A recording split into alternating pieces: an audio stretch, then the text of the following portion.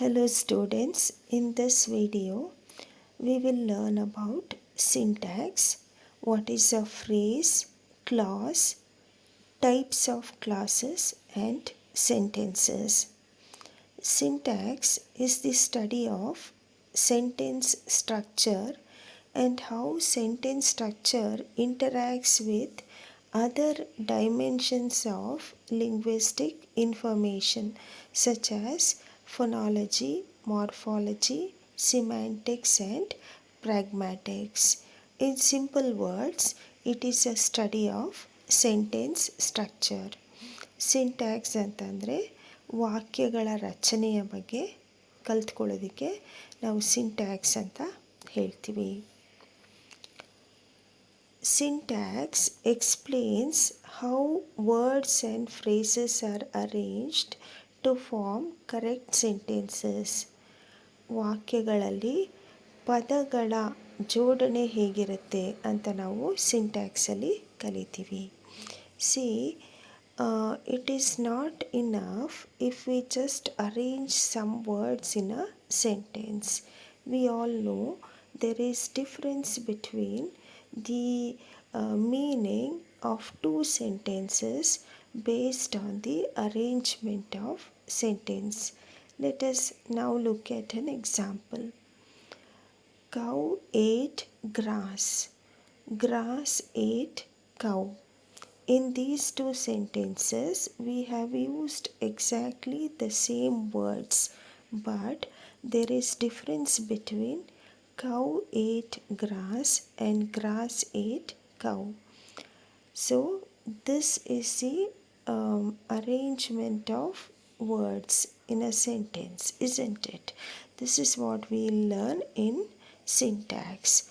A sentence could make no sense and still be correct from the syntactic point of view as long as words are in their appropriate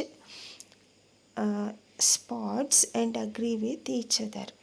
ಇಲ್ಲಿ ನಮ್ಮ ಉದಾಹರಣೆಯಲ್ಲಿ cow ate grass ಅನ್ನೋದು grammatically ಕರೆಕ್ಟಾಗಿದೆ. There is no problem with that sentence.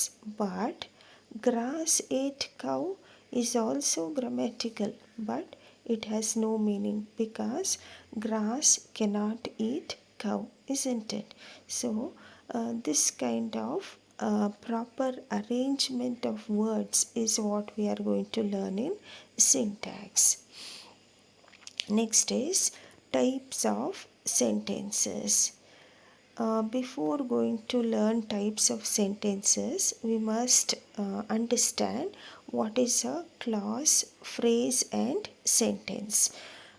Types of sentence ಕಲಿಯೋದಕ್ಕಿಂತ ಮುಂಚೆ class ಅಂತಂದ್ರೇನು, class ಅಂದ್ರೇನು, sentence ಅಂದ್ರೇನು, phrase ಅಂದ್ರೇನು ಅಂತ ಕಲ್ತ್ಕೋಬೇಕಾಗತ್ತೆ. Clause is a group of words containing a subject and a verb. ಕ್ಲಾಸಲ್ಲಿ ಸಬ್ಜೆಕ್ಟ್ ಮತ್ತು ವರ್ಬ್ ಇರಬೇಕಾಗತ್ತೆ. ಇಂಡಿಪೆಂಡೆಂಟ್ ಕ್ಲಾಸ್ ಅಂತಂದರೆ it is a simple sentence.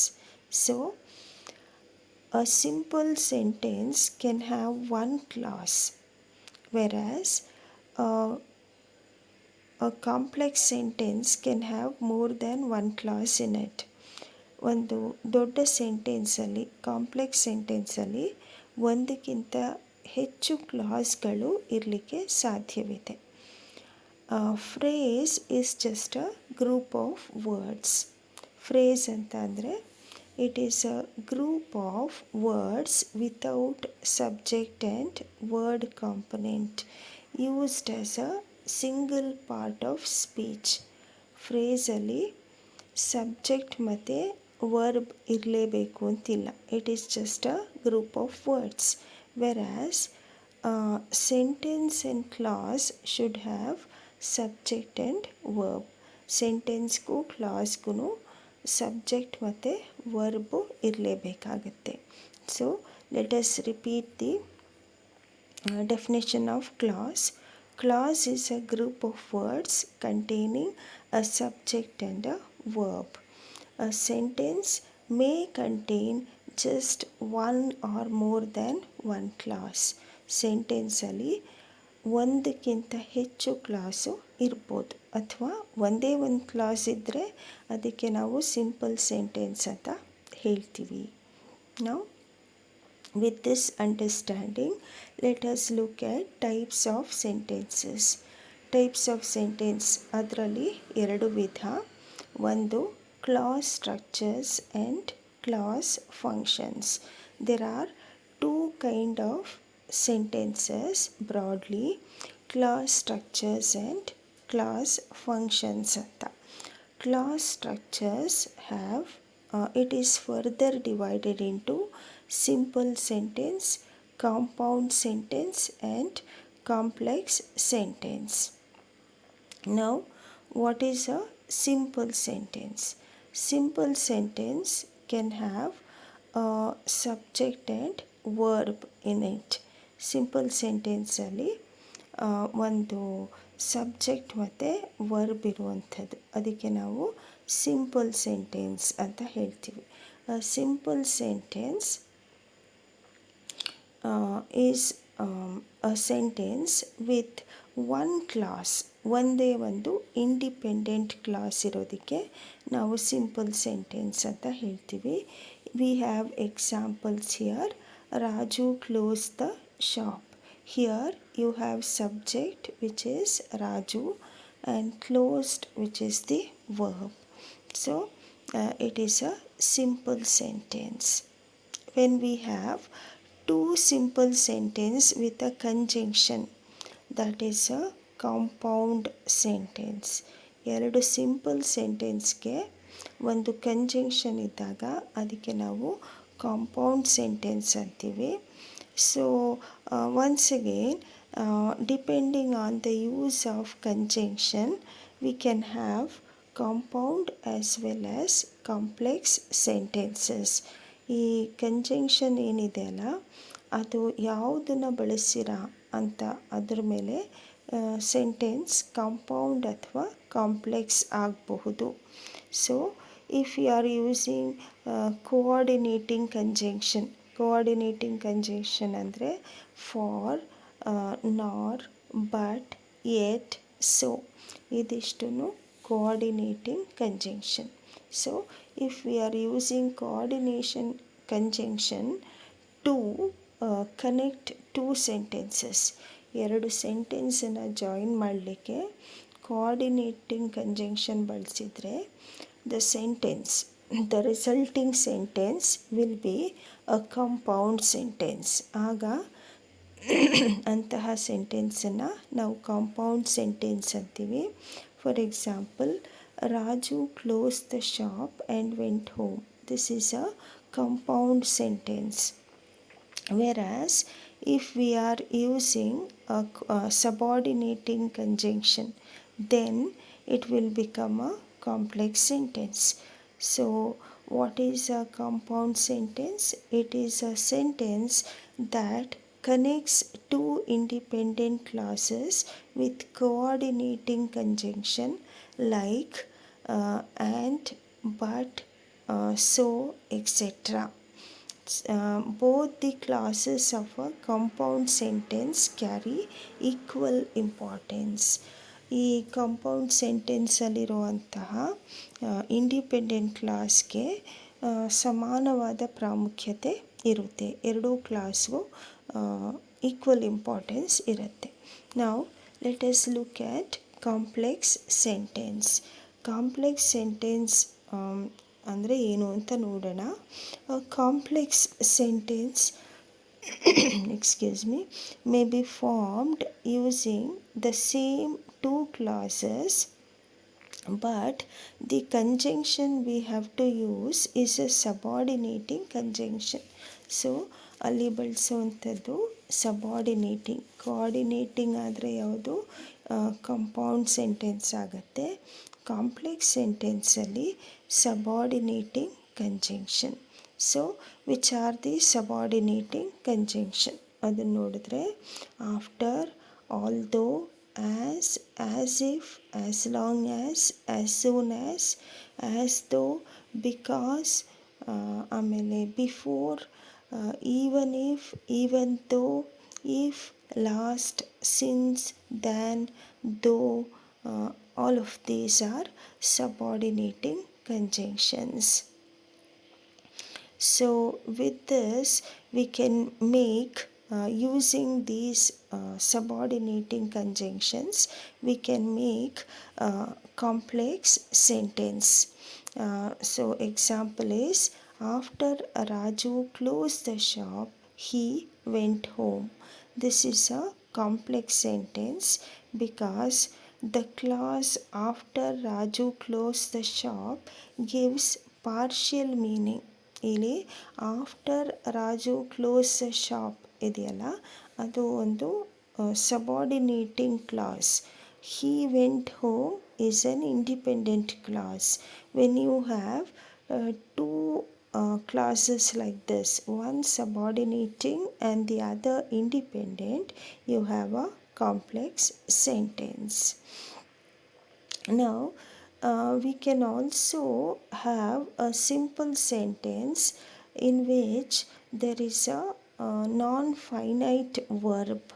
ಈಗ ನಮಗೆ ಡೆಫಿನೇಷನ್ ನೋಡಿದಾಗ ಸಿಂಪಲ್ ಸೆಂಟೆನ್ಸ್ ಅಂದರೆ it should have a subject and a finite verb ಅಂತ ಇದೆ. If we have non-finite verb, then we can have a simple sentence. For example, if we have a gerund or an infinitive, then that sentence will become a simple sentence. For example, closing the shop, Raju went home. ಇಲ್ಲಿ ಈ closing ಅನ್ನುವಂತಹ continuous ಆಗಿರುವಂತಹ ಜೆರಂಡ್ ಇದೆಯಲ್ಲ, ಅದನ್ನು ನಾವು verb ಅಂತ consider ಮಾಡಲ್ಲ. So here we have only one verb which is vent. Vent ಅನ್ನುವಂತಹ ಒಂದೇ ಒಂದು ವರ್ಬ್ ಇರೋದ್ರಿಂದ this sentence can be called as a simple sentence. Now second category of clauses, which is functional clause. ಇಲ್ಲಿ ನಾವು ಪ್ರಾರಂಭದಲ್ಲಿ ನೋಡಿದ್ವಿ, ಒಂದು ಟೈಪಲ್ಲಿ we had simple, compound and complex. That was functional structure. Now we look at functional clause. ಇಲ್ಲಿ functional ಕ್ಲಾಸಲ್ಲಿ ಏನೇನು types of sentence ಬರುತ್ತೆ ಅಂತ ನೋಡೋದಾದರೆ, we have assertive sentence, interrogative sentence, then we have imperative and exclamatory sentences. So we all know what is assertive sentence. Assertive sentence functional ಕ್ಲಾಸಲ್ಲಿ ಬರುತ್ತೆ. ಈ assertive sentence ಅಂದರೆ ನಮ್ಗೆ ಗೊತ್ತು, declarative utterance or sentence. So assertive ಸೆಂಟೆನ್ಸ್ಗೆ declarative sentence ಅಂತ ಕೂಡ ಕರೀತಾರೆ. It is a statement which ends in a full stop. Full ಸ್ಟಾಪಲ್ಲಿ ಕೊನೆಗೊಳ್ಳುವಂತಹ ಸೆಂಟೆನ್ಸ್ಗೆ ನಾವು ಅಸರ್ಟಿವ್ ಸೆಂಟೆನ್ಸ್ ಅಂತ ಹೇಳ್ತೀವಿ.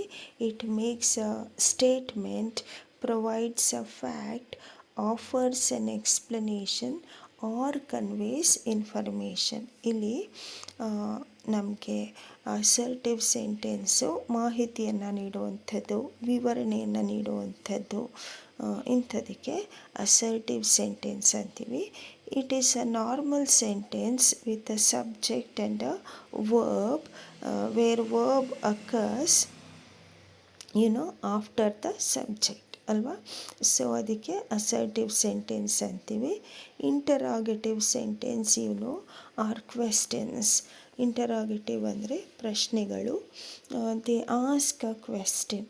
A sentence written in the interrogative form can be direct or indirect and begin with or without pronouns and feature yes or no interrogatives, alternative questions or tag questions. ಇಲ್ಲಿ ಪ್ರಶ್ನೆಗಳಲ್ಲಿ yes or no questions ಇದೆ, tag questions ಇದೆ, WH questions ಇದೆ. ಇದೆಲ್ಲನೂ interrogative ಸೆಂಟೆನ್ಸಲ್ಲಿ ಬರುತ್ತೆ. WH words like who, what, when, where, why, which, whose, whom ಇದೆಲ್ಲನೂ ಪ್ರಶ್ನೆಗಳನ್ನ ಕೇಳಲಿಕ್ಕೆ ನಾವು ಬಳಸ್ತೀವಿ. So auxiliary verbs can also be used to ask questions like we can say, is this your book, did she go to school.